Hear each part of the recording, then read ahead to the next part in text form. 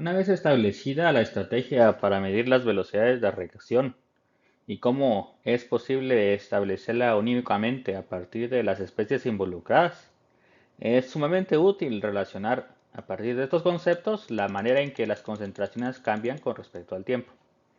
Esto es posible desarrollarlo comparando con la estructura que permite desarrollar las ecuaciones de cinemática, basándose en la fuerza motriz del movimiento, que será la forma como lo trabajaremos en esta presentación. Como consecuencia de estos modelos se obtienen dos parámetros que pueden tomarse ya como descriptores comparativos de la velocidad de reacción de manera generalizada.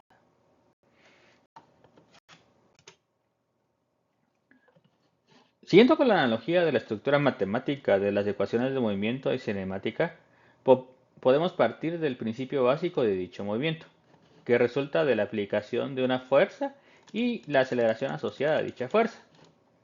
Como podemos ver, esto proviene o permite obtener una ecuación diferencial correspondiente a la definición de aceleración y la característica que permite y que es característica para y cuya característica es que permanece constante y por lo tanto permite obtener las ecuaciones clásicas de velocidad y posición. Al integrar esta ecuación, podemos entonces observar cómo se convierten en esta y en esta respectivamente, definiendo la velocidad como la primera derivada de la posición con respecto al tiempo.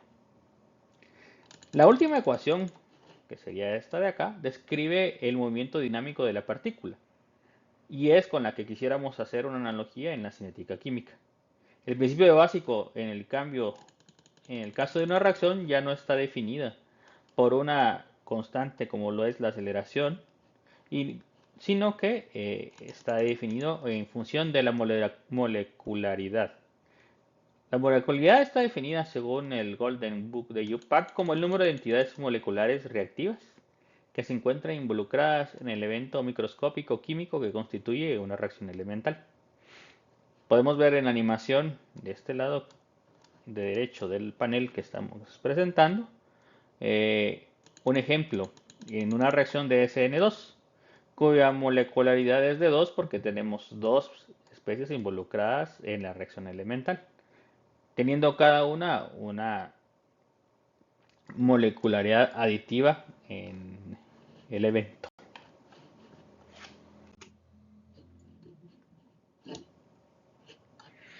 Existen diversos casos de estudio que permiten desarrollar los modelos cinéticos en función de la reacción. Los más comunes y directos se presentan a continuación. Del lado izquierdo podemos ver un orden cero.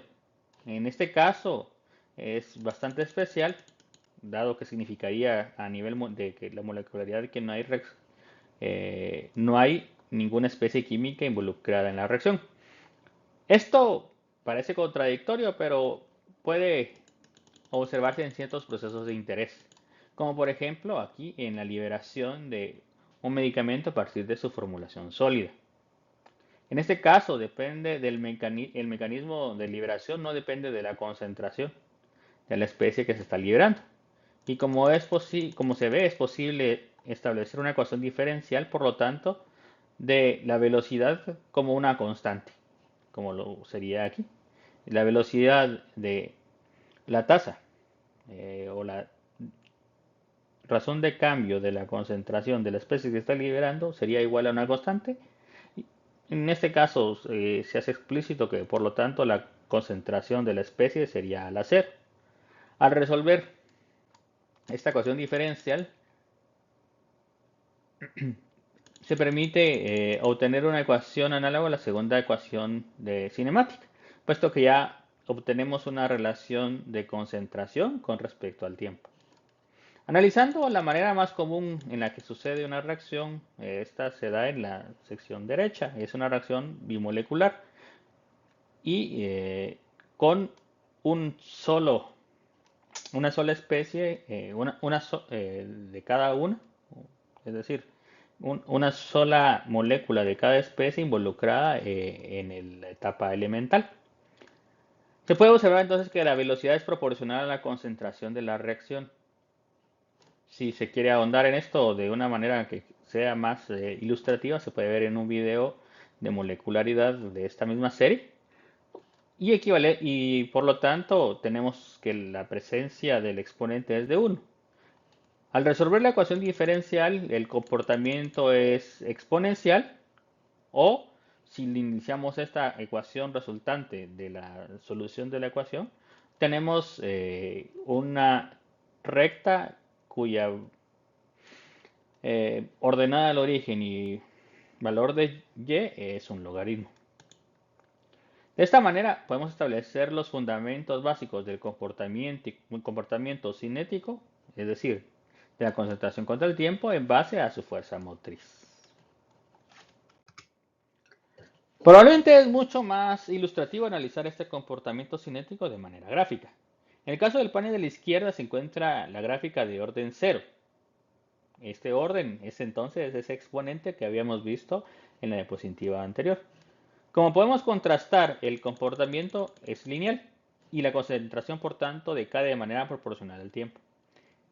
Por otro lado, del lado derecho, en este panel se observa el decaimiento exponencial de una reacción de orden 1, es decir, cuyo exponente en la solución de la ecuación diferencial es 1.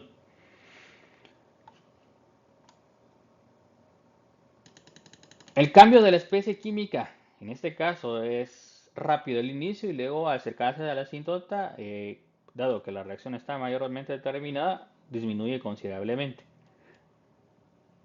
Esto al tratarse de un reactivo, si fuera un producto sería una exponencial positiva y entonces tendríamos un crecimiento inicial muy pronunciado y al llegar al cercano al equilibrio, pues tendríamos ya la asíntota mencionada.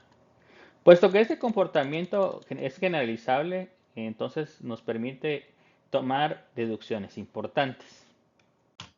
La primera y la más inmediata es que podemos hacer análisis cinético de los órdenes de reacción. Eso es mediante la utilización del valor descriptivo de la vida media. Ese término, aunque puede ser algunas veces utilizado de manera distinta en algunas áreas, por ejemplo en protección radiológica, se tomará de esta manera en esta explicación.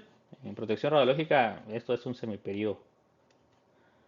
Ese se puede interpretar como la mitad del área bajo la curva de la reacción desde su inicio al equilibrio o algebraicamente igualando T igual a T medios, es decir, encontrar el valor C a C medios, perdón. Esto significa que nosotros tendríamos el área total posible y dividido entre 2 y ese sería en el tiempo que se alcanza la vida media.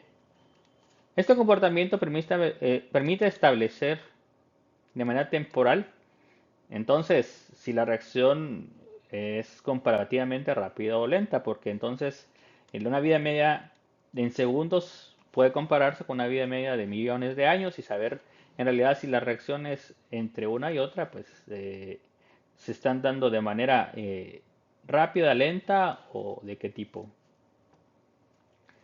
Se ahondará más explícitamente en este contenido en otras presentaciones, pero aquí podemos concluir que entonces el orden, la constante y la vida media son parámetros de una reacción que nos permiten establecer de manera ya sea directa o indirecta la velocidad de una reacción de una manera lógica.